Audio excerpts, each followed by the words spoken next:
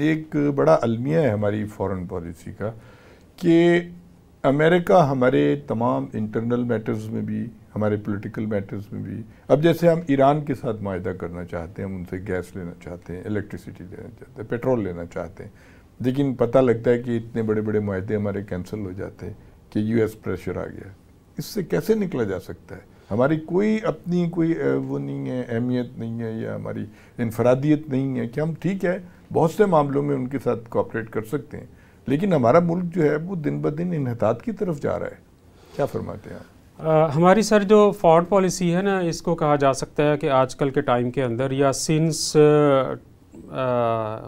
2011-12 اگر ہم 11-12 پہ نہیں بھی جاتے تو سنس 2017-18 ہم ایک ہوتی ہے آئسولیشن یا آئسولیٹڈ اسٹیٹ، ہم ایک اسٹرینڈڈ ایک اسٹیٹ ہے کہ بالکل ہی تنے تنہا، کوئی اس کی ڈائریکشن نہیں ہے، کوئی پتہ نہیں ہے کہ ہم کہاں پہ ہیں، کیا ہیں.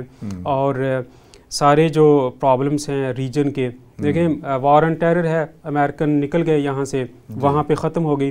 ہمارے ہاں وار اینڈ ٹیرر اب بھی اور ہے، بڑھ گیا، اب تو بہت بڑھ گیا، ہم انہی لائنز کے اوپر اب بھی کام کر رہے ہیں. اوکے، دوسری چیز اس پہ یہ ہوتی ہے کہ جو آپ کی سر انٹرنل اسٹرینتھ ہے نا، وہ کیا ہوتی ہے؟ آپ کی اکانومی، آپ کی اسٹرانگ فوٹنگ، کہ وہ جب تک آپ اپنے آپ کو، جیسے چائنیز نے ہمیں بڑی دفعہ ایڈوائز کیا کہ آپ اپنے آپ کو انٹرنل ریسورسز کو ڈیولپ کریں، اپنے فوٹنگ کے اوپر آپ آئیں، فاؤنڈیشن کے اوپر آپ آئیں، اور پھر جیسے انہوں نے اپنے ریسورسز کو ڈیولپ کیا اور باقی دنیا کی جو ڈپینڈنسی تھی اس سے نکلے. یہ جو ڈپینڈنسی ماڈل ہے نا سر، یہ آپ کو کہیں کا نہیں چھوڑتا. ڈپینڈنٹ جب تک آپ ہیں، جیسے ہمارے پرائم منسٹر صاحب ابھی کل پرسوں فرما رہے تھے کہ جی اگر ہم IMF کے پاس نیکسٹ پروگرام کے لیے گئے تو یہ ہمارے لیے بڑا باعث شرم ایک بات ہوگی. تو اپنے انٹرنل ریسورسز کو اللہ تعالیٰ نے اس نیشن کو، اس ملک کو، اس ریجن کو بہت زیادہ نوازا ہے. حکیم سعید صاحب فرمایا کرتے تھے مرحوم کہ جی قرآن مجید میں سورہ رحمان میں اگر 31 ٹائمز آتا ہے یا اللہ تعالیٰ کی جتنی نعمتیں اس کے اندر ذکر فرمائی اللہ نے، اس سے زیادہ نعمتوں سے اللہ نے پاکستان کو نوازا ہے. تمام وسائل موجود ہیں.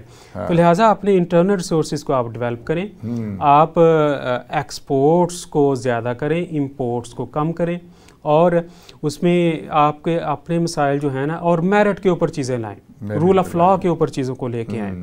تو آپ دیکھیے گا کہ مسائل، پرابلمس آٹومیٹیکلی ریزالو ہونا شروع ہو جائیں گے. اچھا،